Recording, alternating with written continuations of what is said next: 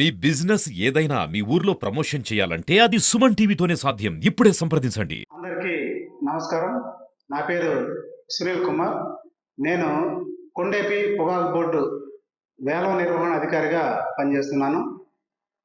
కొండేపి వేలం కేంద్రంలో మనం మార్చి 10వ తారీఖున ఆక్షన్ కార్యక్రమం మొదలుపెట్టాం. మరి ఈ రోజుకి 10 రోజులు దిగ్విజయంగా పూర్తి చేసుకోవడం జరిగింది. ఈ సందర్భంగా ఈ 10 రోజుల మార్కెట్ సంబంధించి ఒక చిన్న విశ్లేషణ చేసుకుంటే ఎలా ఉంటుందనే ఆలోచనతోటి ఈ వీడియో చేస్తున్నానండి. ఈ 10 రోజుల్లో మనం హైబ్రిడ్ 280 రూపాయలతో మొదలుపెట్టాం. అలాగే లో బిడ్ 260 రూపాయలతో సాగుతుంది.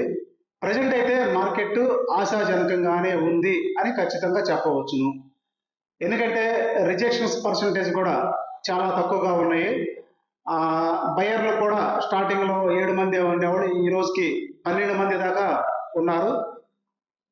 ఈ సందర్భంగా రైతు సోదరులందరికీ చెప్పాల్సిన విషయాలు కొన్ని ఉన్నాయండి. మొట్టమొదటిగా మార్కెట్ని రేపొద్దున మీరు మార్కెట్ అనుకున్నప్పుడు ఒక రోజు ముందుగానే వచ్చి మార్కెట్ని పరిశీలించి ఏ గ్రేడ్ పొగాకుకి ఎంత రేటు పోతుంది అనేది ఖచ్చితంగా గమనించుకోవాలి.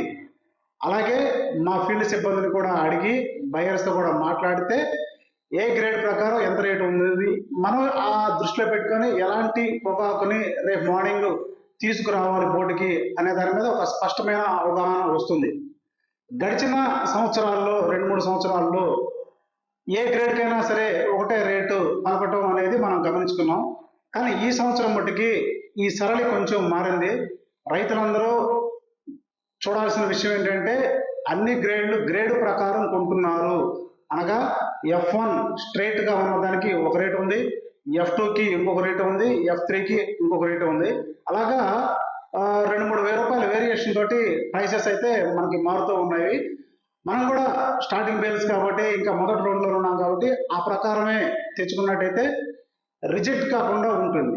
అలాగే ముఖ్యమైన విషయం ఏంటంటే రైతులు పొగాకు బోర్డుకి బేలు తీసుకుని వచ్చే టైంలో ఖచ్చితంగా ఇంటి దగ్గరే వాళ్ళు ఆ బేలులో కనుక ఎటువంటి డ్యామేజెస్ లేకుండా దయచేసి గమనించుకోవాలి.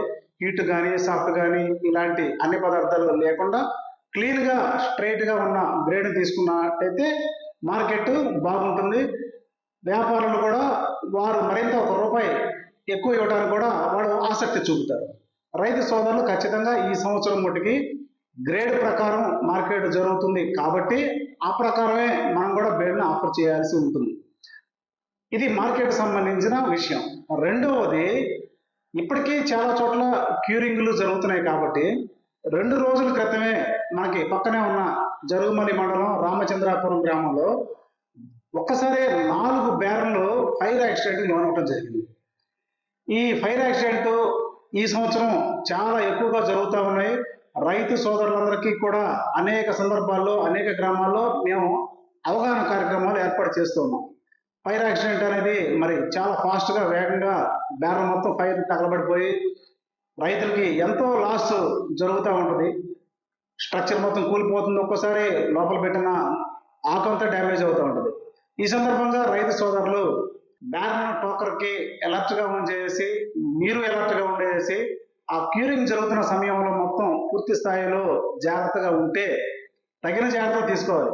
ఒక వాటర్ డ్రమ్ కానీ శాండ్ బకెట్స్ కానీ అందుబాటులో పెట్టుకున్నట్టయితే ఇమ్మీడియట్గా ఫైర్ అవ్వడం వల్లే కొంతలో కొంత ప్రాథమిక చికిత్సలాగా కొంత సేవ్ చేసుకునే అవకాశం ఉంటుంది. లేదా నియరెస్ట్ ఫైర్ ఆఫీస్కి ఫోన్ చేసేసి ఆడ ఫైర్ ఇంజిన్ వచ్చేసరికి కొంత లేట్ అవుతుంది కాబట్టి మన స్థాయిలో రైతు వారీగా చేసుకోవాల్సిన కొన్ని జాగ్రత్తల గురించి తప్పకుండా దృష్టి పెట్టాల్సిన అవసరం ఉంది.